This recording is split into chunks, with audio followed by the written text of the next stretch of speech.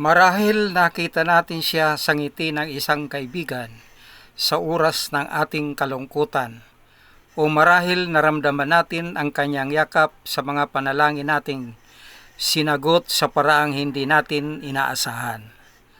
Maari ding naririnig natin ang kanyang tinig sa katahimikan ng ating puso. Kung ang lahat ng ginawa ni Jesus ay hindi kayang isulat sa lahat ng aklat ng sanlibutan, paano pa kaya ang ginawa niya ngayon para sa atin? Patuloy siyang gumagalaw sa ating buhay. Inaakay tayo pabalik sa Kanya.